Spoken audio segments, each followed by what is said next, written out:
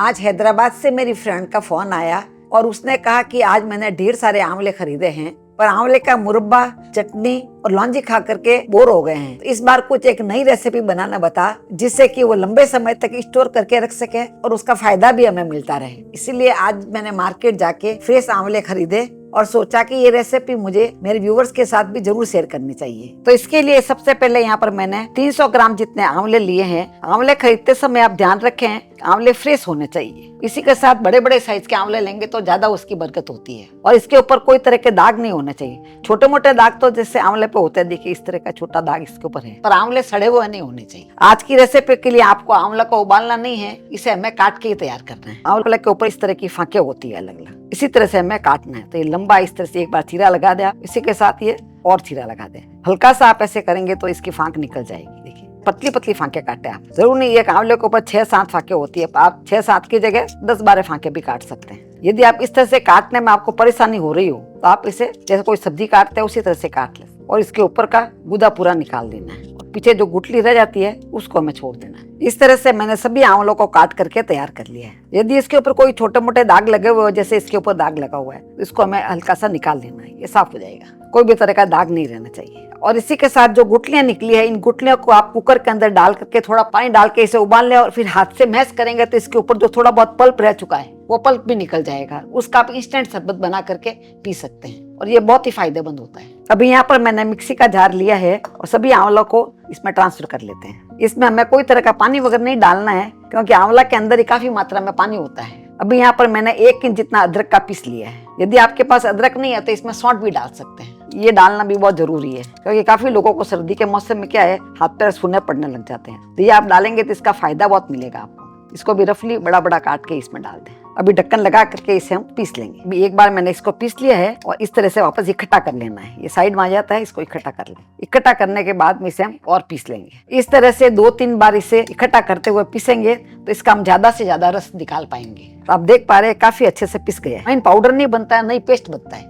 इसी तरह से पिसता है। अभी यहाँ पर मैंने एक बाउल लिया है और बाउल के ऊपर एक कॉटन का कपड़ा लगा देते हैं। आप कोई भी साफ कॉटन का कपड़ा ले लें और जो आंवला को हम पीस के रखा है वो पूरा आंवला इसमें डाल देते हैं। इस समय आपको देख के लग रहा होगा कि बहुत ही सूखा सूखा है। अभी मैं आपको निचोड़ के दिखाऊंगी तो आप देखेंगे इसमें से कितना रस निकलता है क्योंकि आंवला के अंदर बहुत रस होता है। अभी चारा कोना को इस तरह से पकड़ लेंगे और इस तरह से दबाएंगे तो आप देख पा रहे हैं कितना जूस निकल रहा है इसमें से, जबकि हमने कुछ भी पानी इसमें नहीं डाला था। आंवला में जूस की बहुत अच्छी मात्रा होती है। आप बाजार से विटामिन सी के सप्लीमेंट लेते हैं, उससे कई गुना ज्यादा अच्छा ये होता है। ये 100% नेचुरल होता है और गुणों से तो भरपूर होता ही है। ये हमारे बालों के लिए, स्किन के लिए, आंखों के लिए, ब्लड के लिए, सभी के लिए बहुत अच्छा होता है। इस तरह से मैंने इसका पूरा जूस निकाल लिया है। अब इस जूस को हम नाप करके देख लेते हैं। उससे पहले मैं आपको दिखा देती हूँ। देखिए ये जो रफेज पीछे बच गया है, इसके अंदर भी आंवला की काफी मात्रा बच जाती है। अब इसको एक प्लेट में निकाल लेंगे और निकाल करके इसे धूप में सुखाने के लिए रख देंगे। आप कोई भी प्लास्टिक शीट पे या कोई भी प्लेट के अंदर आप इस तरह से फैला करके रख दें।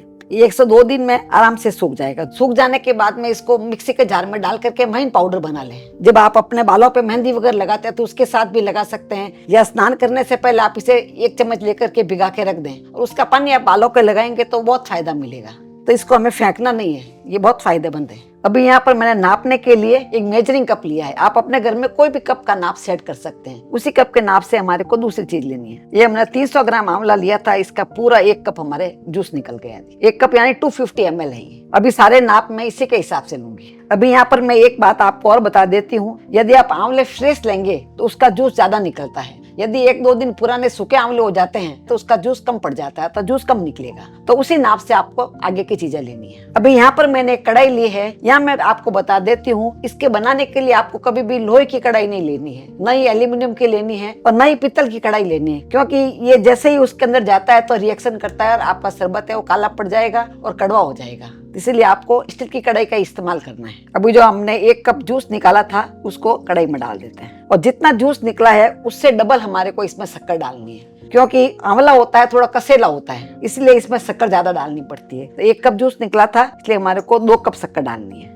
इस जगह पे आप चाहे तो मिश्री भी डाल सकते हैं। अभी शक्कर को और दोनों को मिक्स करके गैस को चालू कर देंगे और इसे कंटिन्यू चलाते रहेंगे, क्योंकि शक्कर है नीचे जाके बैठ सकती है। आंवले की तो वैसे बहुत सारी रेसिपी बनाई जाती है। कुछ लोग आंवला के अचार बनाते हैं, कुछ लोग आंवले के शरबत बनाते हैं, कुछ लोग आंवले का मुरब्बा बनाते हैं, आंवले की लांजी भी बनाते हैं। तो मेरे चैनल पे मैंने आपको बहुत सारी चीजें बनाना बताई है। कुछ रेसिपीज का लिंक मैं डिस्क्रिप्शन बॉक्स में लगा दूंगी, जिससे आप अपने घर में आराम से बना पाएंगे। जैसे हमारी कढ़ाई अच्छी गर्म हो जाती है, आंच को हम मध्यम कर लेंगे। ये मैं आपको जल्दी से बनाना बता रही हूँ। यदि आप चाहे तो इस रस के अंदर शक्कर डाल करके इसे बोतल में भर के धूप में भी रख सकते हैं, तो धीरे धीरे ये बन करके तैयार हो जाएगा। तो इसे आपको रोज रोज बोतल को हिलाना पड़ेगा, पर ये सबसे आसान तरीका है, फटाफट बन जाता है और आप इसे यूज कर सकते हैं। भी इसमें उबाल आने लग गया है। उबाल आने के बाद में इसमें कुछ चीजें और डाल देते हैं। तो यहाँ पर मैंने आधा छोटा चम्मच जितना काला नमक लिया है। काले नमक का टेस्ट इस पे बहुत अच्छा आएगा। और आधा छोटा चम्मच जितना ही काली मिर्ची का पाउडर डाल देते हैं। इसी के साथ मैंने आधा छोटा चम्मच जितना जीरे का पाउडर लिया है और आधा छोटा चम्मच जितना सादा नमक लिया है। ये मैंने सेंधा नमक डाला है, आप सादा नमक भी डाल सकते हैं। सबको हमें अच्छे से मिक्स कर लेना है। इसे हमें तार वाली चाशनी बनानी है। इसमें उबाल आने के बाद में आपको 2 मिनट तक और पकाना है। इस तरह से आप हाथ लगा करके देखेंगे तो वो चिपचिपी लगेगी। देखना इसमें कोई तार नहीं बनता है, तो ये चिपचिपी लग रही है। और इतना ही हमें इसे पकाना है। अभी हम गैस को बंद कर देंगे और इसे ठंडा कर लेंगे। अभी तक ये हमारा पूरी तरह से बना नहीं है। ठंडा होने के बाद में कुछ चीजें इसमें हम और डालेंगे। जब तक ये ठंडा हो रहा है तब तक यहाँ पर मैंने 3 नींबू लिए हैं। क्योंकि मैंने 300 ग्राम आंवले लिए थे, इसीलिए हमारे को 3 नींबू लेना है। क्योंकि आंवला के अंदर कसेलापन होता है, तो उस कसेलापन को बैलेंस करने के लिए हमारे को इसमें नींबू डालना पड़ेगा, जिससे इसका टेस्ट ज्यादा अच्छा आएगा। और यदि नींबू छोटे साइज के है तो ज्यादा भी ले सकते हैं। अब मैं आपको बताती हूँ कि नींबू यदि देखिए, नींबू ये थोड़े कड़क होते हैं ऐसे इस तरह से। इसका ज्यादा से ज्यादा रस निकालने के लिए आप एक नींबू को ले लें और इस तरह से आप इसे करें। इस तरह से करने से क्या है, नींबू थोड़े सॉफ्ट हो जाते हैं। तो देखिए नींबू सॉफ्ट हो गए। इस तरह से कर लेंगे तो ऐसे नींबू का रस आप आसानी से निकाल पाएंगे। तो कभी भी आप घर में भी आप नींबू का रस निकालते हैं तो उससे पहले आप इस तरह से कर लें।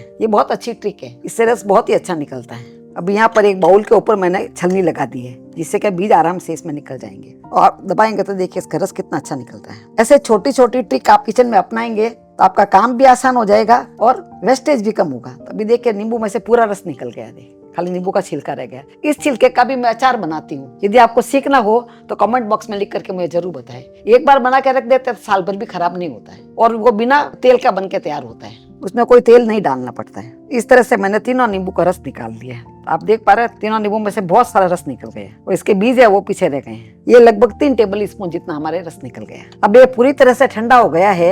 आप चाहे तो इसे ऐसे भी इस्तेमाल कर सकते हैं, पर इसके अंदर जो काली मिर्ची के पाउडर के जो दाने हैं वो दिख रहे हैं, जीरे के दाने हैं वो भी दिख रहे हैं। तो हम स्मूथ तैयार करेंगे। इसमें मैं आपको दिखा देती हूँ आपको कैसा पता लगेगा कि ये एकदम परफेक्ट बना या नहीं बना। तो आप इस तरह से लेंगे, इसमें जो लास्ट में एक जो बूंद निकलेगी उसमें अच्छा तार बनेगा। तो आप देख पा रहे हैं इसमें देखिए बहुत ही अच्छा तार बना है। एक बार मैं आपको स्लो मोशन में दिखाती हूँ, ये देख के पता लगता है कि एकदम परफेक्ट बना है। अभी इसको छानने के लिए मैंने एक बाउल लिया है और उसके ऊपर इस तरह से साफ कपड़ा लगा देते हैं और जो रस हमने बनाया है वो इसमें डाल देते हैं। तो आप देखिए काली मिर्ची के तो बड़े बड़े पीस है वो भी इसे निकल जाएंगे। यहाँ मैं आपको याद दिला देती हूँ कि आपको मेरी रेसिपी कैसी लग रही है, नीचे कमेंट बॉक्स में लिख करके मैं जरूर बताएं। आपको अच्छी लगती है तो आप इसे लाइक करें और यूट्यूब पे देख रहे हैं तो आप हमारे चैनल को सब्सक्राइब करके बेल आइकन जरूर दबा दें। और यदि आप फेसबुक पर देख रहे हैं तो आप हमारे पेज को फॉलो कर सकते हैं। ये एकदम स्मूथ रस बन करके तैयार होगा। इसमें जीरा का पाउडर जो हमने डाला है उसके भी दाने निकल जाएंगे, काली मिर्ची के दाने भी निकल जाएंगे। इस तरह का स्मूथ बना करके किसी को सर्व भी करते हैं तो बहुत अच्छा लगता है। ये आपको कपड़े में से ही निकालना है, क्योंकि कोई छलनी में से निकालेंगे तो उसमें से बड़े वाले पीस भी निकल जाएंगे। इसलिए मैं भी आपको कपड़े से दिखा रही हूँ। हमने इसमें कोई भी तरह का आर्टिफिशियल कलर ऐड नहीं किया है। आप चाहो तो कलर भी ऐड कर सकते हैं। मार्केट में जो मिलता है उसमें लोग कलर ऐड कर देते हैं। ये बिना कलर के भी बहुत ही सुंदर बना है।